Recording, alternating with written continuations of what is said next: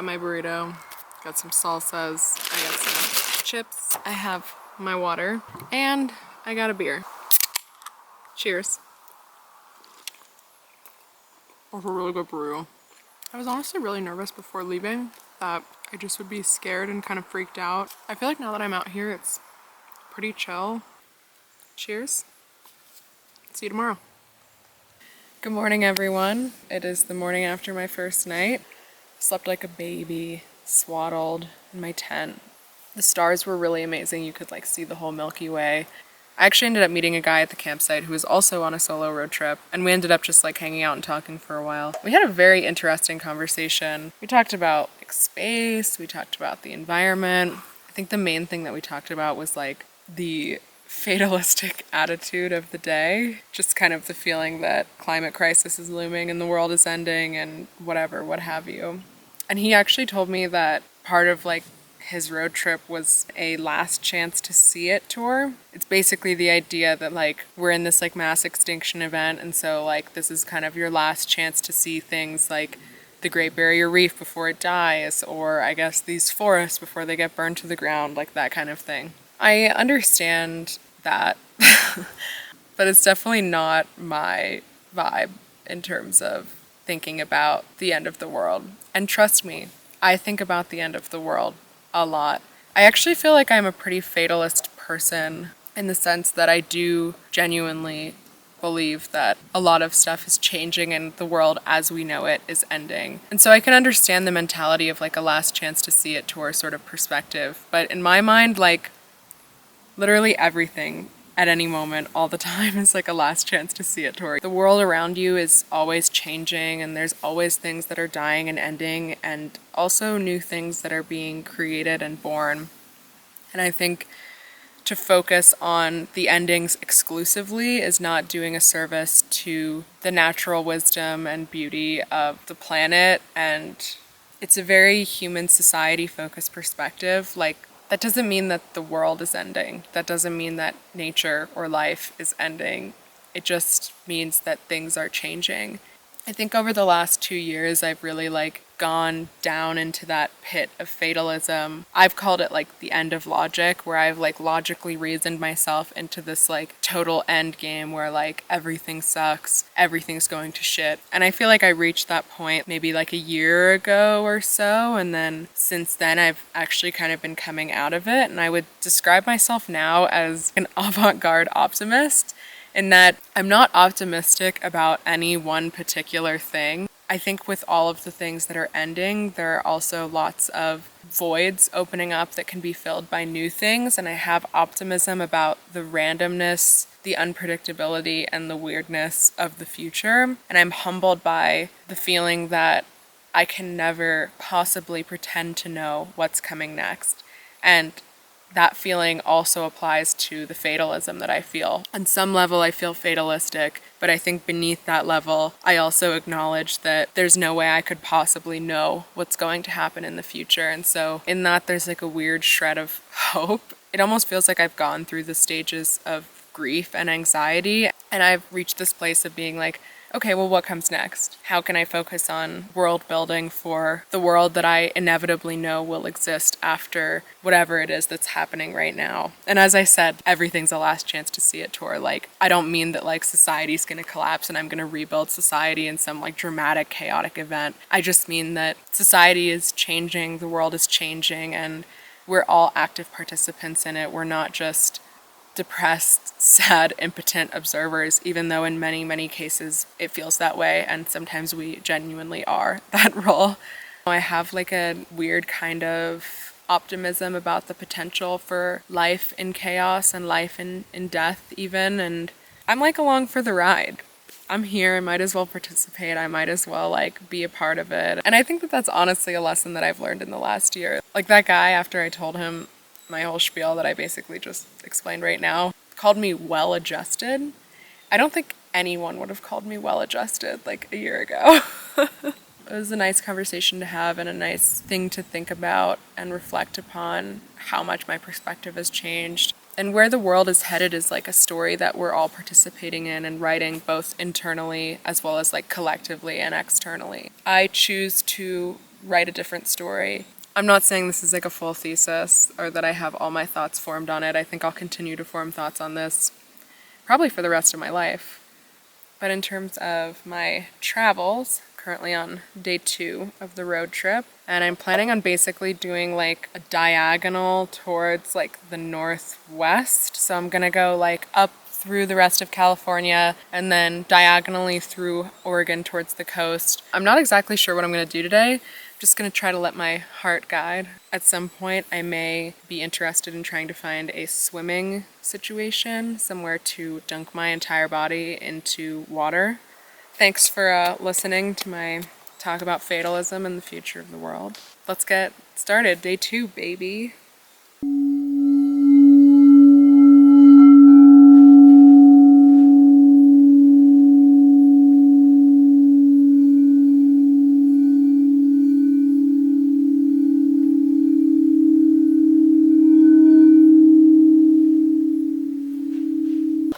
Hey, I made it to Ashland, Oregon. I cannot figure out the vibe of this place. It's really hot, so I'm tempted to try to find somewhere to swim before I head to Florence. I think I'm just gonna like chill here for a little bit longer and then keep cruising. All right, so I was just in Ashland and now I am headed towards presumably a spot to swim in Grants Pass, Oregon. Ashland was very weird. It was a very interesting cross-section of many different subcultures. But yeah, intersection of like bougie vacation town, clean-cut kind of like outdoorsy people with then like this very genuine hippie kind of vibe. But anyway, so mile or so in, it was supposed to be a swimming hole. So I was like, okay, I'll keep going like in to see what's going on. Get to the swimming hole. There is a swimming hole there, and there's a lot of people swimming there, and they're all naked. Just like a group of like 3 to 4 people, just like all completely naked, swimming in the swimming hole in this like city park. I have no problem with any of this. Like, this is not like me hating on Ashland. Like, I thought the vibe was very interesting. Honestly, more power to them. But the thing is, like, when there's like 4 people like all swimming naked in a swimming hole, like, I'm not about to like roll up to that swimming hole and be like, room for one more. I'm not gonna like crash their party. Hence why I am continuing on my drive in search of another swimming hole that may feel a little bit more accepting for a single passerby who is mostly just looking to dunk themselves in a pool of water in order to cleanse the residual grime off of one's body, which is easier to do naked, to be fair. But yeah, Ashland, very interesting. And next time I see you, hopefully I will be submerged in a natural body of water. So we'll see.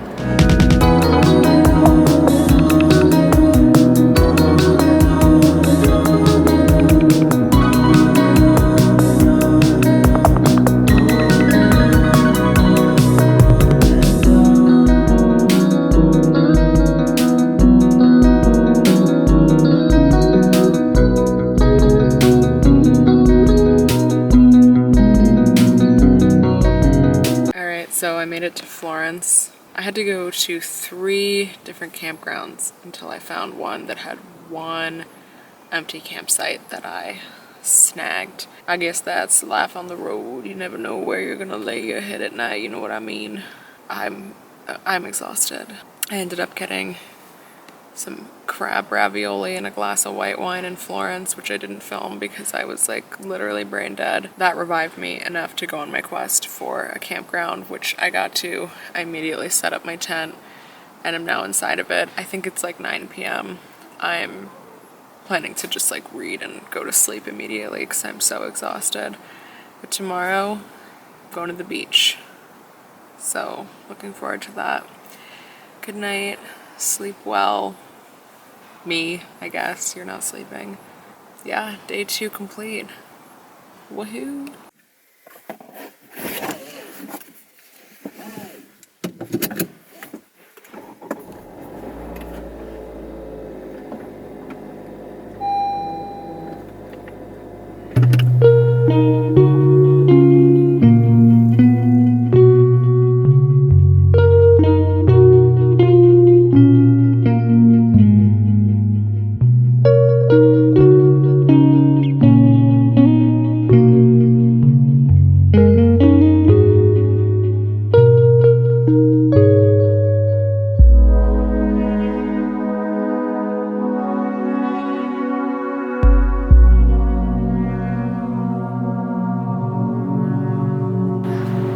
morning.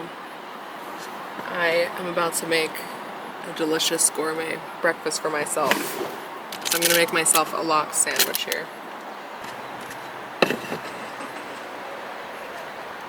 Ow! Well, I cut myself with a knife somehow before I even unveiled it. We got cream cheese,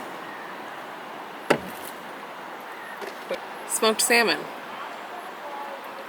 capers, bon appetit. Excellent job.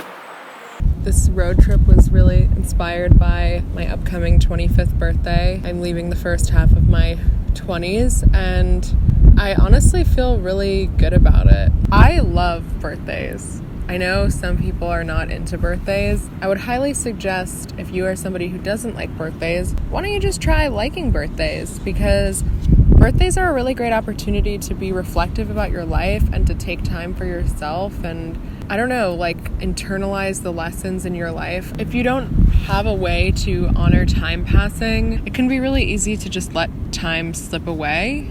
I think ritual and holiday is just an excellent way to slow down time and to honor it as it passes and to be a part of it as it passes. It's much better to frame birthdays as a celebration and a moment of reflection than of 1 year closer to death, which I think is what a lot of people frame birthdays as.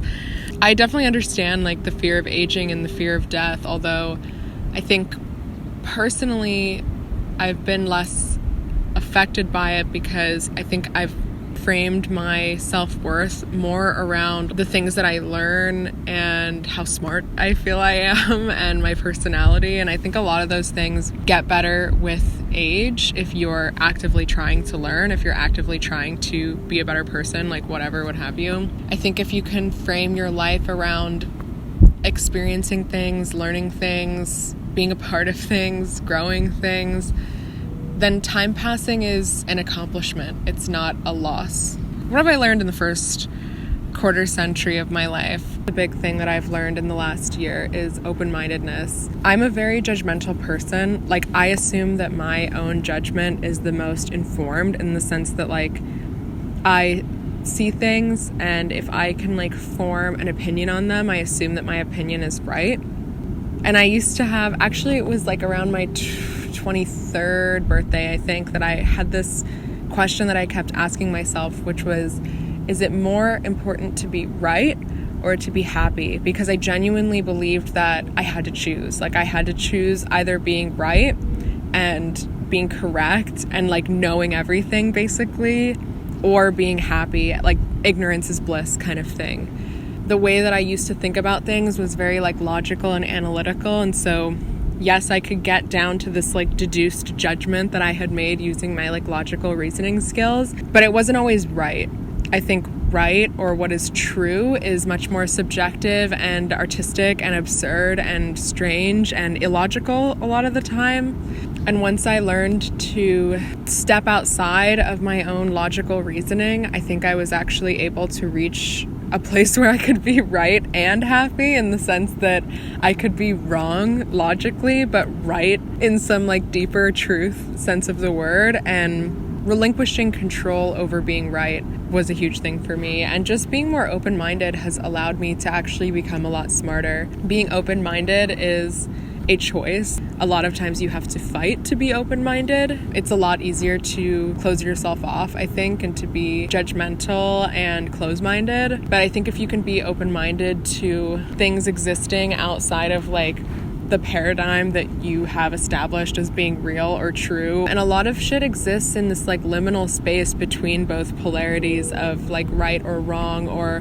one side or another side. And yeah, open-mindedness has been a choice that I've continually had to make, and I'm so glad that I have. I feel really grateful for my life so far. I feel really grateful for the place that my mind is in, because I feel a lot more grounded and peaceful than I truly ever have.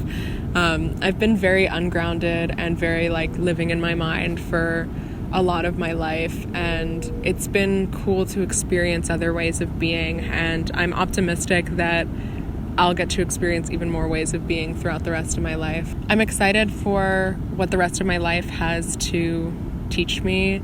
I'm excited about what this next year of my life has to teach me, what the second half of my 20s has to teach me. I'm trying to just make the decision every day to be humbled and open-minded about existence and about what my future holds and what's right. Highly recommend enjoying the fuck out of your birthday. Highly recommend choosing every day to be open-minded. And highly recommend striving always to learn and become wiser and to frame your life around a pursuit of experience and knowledge rather than around the scarcity of time slipping away. Okay, I guess that's all I have to say. Yeah, this feels like a very nice conclusion in terms of the thoughtfulness and reflectiveness of my trip. I just want to say thanks if you've watched this far. All right, I'm going to enjoy the rest of my beach time. I'll catch you later. Bye.